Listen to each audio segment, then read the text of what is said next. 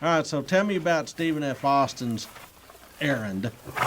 Well, he arrives in Mexico City and tries to get in to see a fellow named Gomez. He says, wait a minute, I thought he was going down to see President Santana.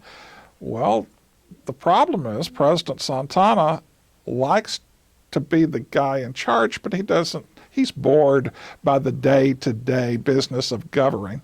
So he goes down to Veracruz. He's down there. He's at Manga de Clava. Yeah, Mountain State, right? he's down there. He's a very avid. He fights roosters. He's a cockfighter. Yeah, he likes racing those chickens. And he does that. But day to day, he says, "Look, Gomez, you stay here and take care of the boring stuff."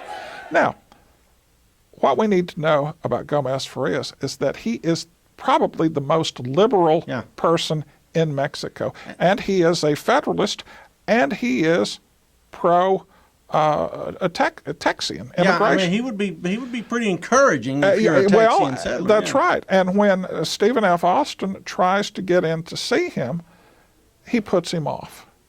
And having ridden all this way to Mexico City, Stephen F. Austin is having to cool his heels in a Mexico City hotel.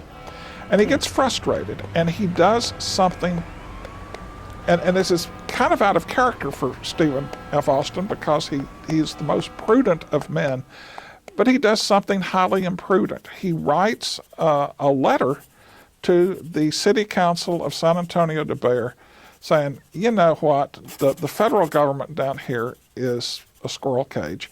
Why don't you guys just go ahead and announce separate statehood and ignore the federal government? That is a terrible idea. And present them with a fait accompli, and at which point they'll go, well, blah, blah, blah, blah, blah. Okay.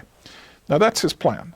It's not a very good plan, but no sooner than he mails this letter, okay, Gomez Farias says, I can see you now, looking forward to it. I've been a fan of yours for years. What can I do for you?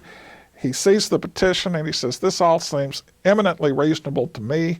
He says, about the only thing we can't do at this time is the separate statehood deal. But be patient because in the fullness of time, it will happen. So he can't unsend that letter. He cannot unsend that letter. Oh, he hit that send button a little too soon. That's right. So I mean, in politics, if you get 85% of what you want, that's a score. That is a score. And Stephen F. Austin is feeling very happy about going back to Texas and telling the war party, no, you see. But I feel a big but coming on. Well, what happens is this letter makes it all the way to Saltillo, and a minor functionary sees the letter and opens it.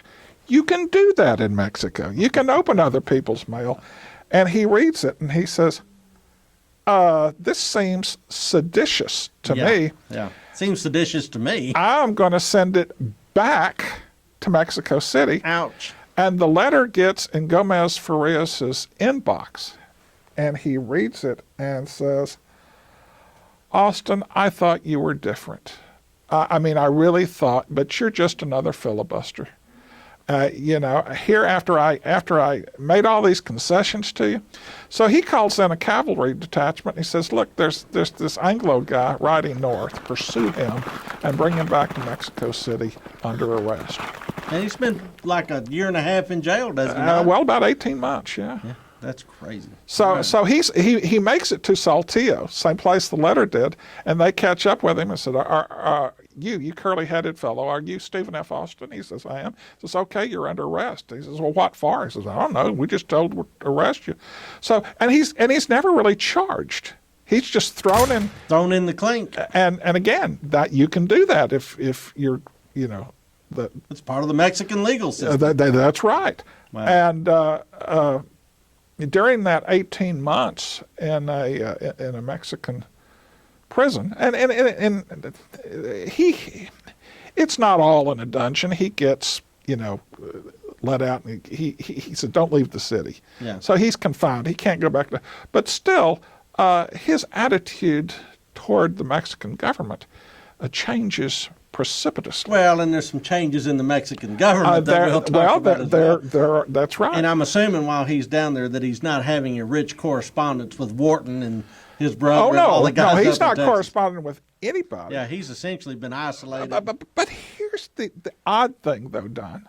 Even though they've arrested Stephen F. Austin, just about everything they ask for in the consultation of 1832 is granted. So the guys back in Texas are getting mixed messages. On one hand, these liberal reforms are coming down from the government, but at the same time, Stephen F. Austin remains in prison.